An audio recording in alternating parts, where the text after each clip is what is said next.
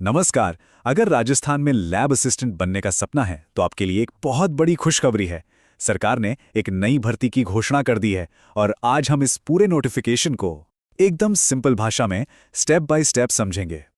तो सबसे पहले और सबसे बड़ी बात, लैब असिस्टेंट और जूनियर लैब असिस्टेंट के कुल 804 पद निकले हैं। जी हां, 804 पोस्ट्स। मतलब ये एक बहुत ही जबरदस्त अपॉर्चुनिटी है। तो ये भर्ती कौन निकाल रहा है? ये आ रही है सीधे राजस्थान कर्मचारी चयन बोर्ड, जिसे हम RSSB भी कहते हैं, उनकी तरफ से।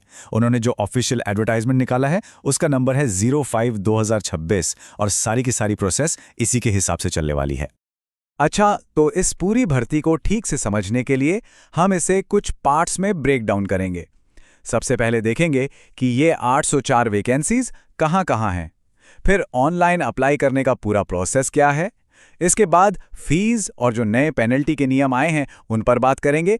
और आखिर में कुछ बहुत ही जरूरी बातें, कुछ क्रिटिकल रिमाइंडर्स जो किसी को भी मिस नहीं करने चाहिए। तो चलिए सबसे पहले सेक्शन में चलते हैं और जरा डिटेल में देखते हैं कि ये 8004 जॉब्स आखिर हैं कहां। तो देखिए, ये जो पोस्ट है ना, ये कई अलग अलग डिपार्टमेंट्स में बटी हुई है, लेकिन जो सबसे बड़ा चंक है, सबसे बड़ा हिस्सा, वो है माध्यमिक शिक्षा विभाग का। अकेले 500 पद वहां हैं। इसके बाद नंबर आता है कॉलेज शिक्षा विभाग का। फिर स्टेट फॉरेंसिक साइंस लैब में भी काफ़ी अच्छी वैकेंसीज हैं। और हाँ, कृषि और दूसरे डिपार्टमेंट्स में भी मौके हैं। और ये डोनट चार्ट चीज़ों को और भी क्लियर कर देता है। आप देख सकते हैं, लगभग 62%, मतलब आधे से भी ज़्यादा पद अकेले माध्यमिक शिक्षा विभाग में हैं। तो साफ है कि सबसे ज़्यादा मौके यहीं पर हैं।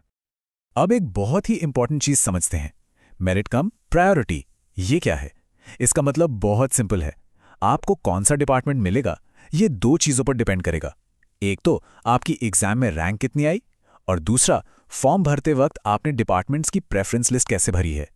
इसलिए मेरी सलाह है, जब अप्लाई करें ना, तो ये लिस्ट बहुत सोच समझकर भरना, क्योंकि एक बार सबमिट हो गई तो फिर इसे चेंज नहीं कर सकते।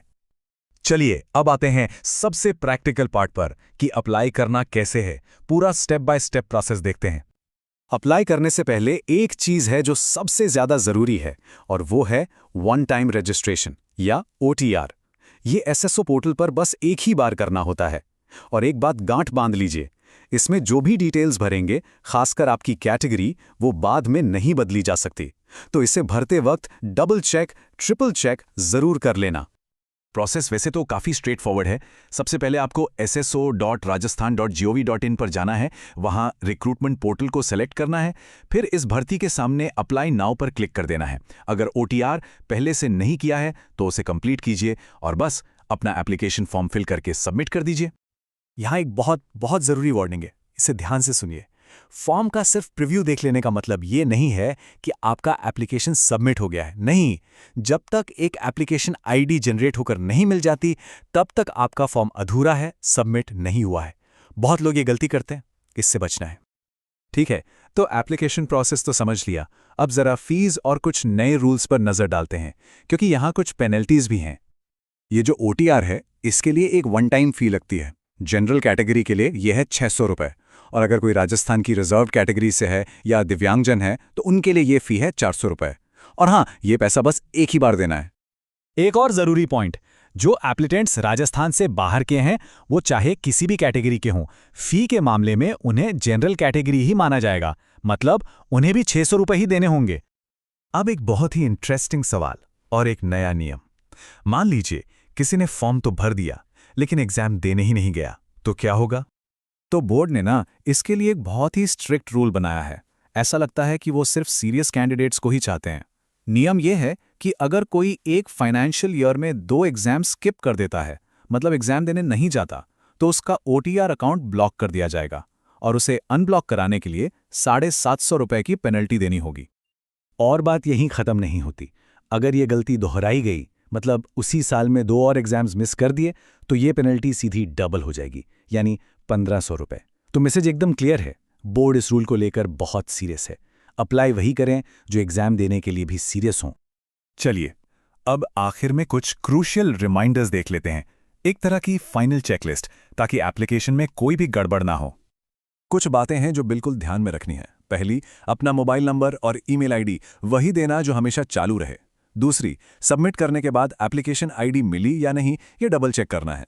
तीसरी, एप्लीकेशन सिर्फ ऑनलाइन ही होगा, कोई पेपर वर्क नहीं है। चौथी, कोई भी गलत या आधी अधूरी इन्फॉर्मेशन न भरें, डिस्क्वालिफिकेशन हो सकता है। और सबसे जरूरी, हर अपडेट के लिए सिर्फ और सिर्फ ऑफिशियल RSSB वेबसाइट को ही फॉलो करें। ये रही ऑफिशियल वेबसाइट rssmb.rajasthan.gov.in। इसको बुकमार्क कर लीजिए। इस भर्ती से जुड़ी कोई भी ऑथेंटिक और लेटेस्ट इन्फॉर्मेशन चाहिए तो वो सिर्फ यही मिलेगी। अब जब अप्लाई करने का पूरा प्रोसेस एकदम क्लियर है तो असली सवाल ये उठता है कि इन 804 पदों में से अपनी एक जगह पक्की करने के लिए अब अगला कदम क्या होना चाहिए।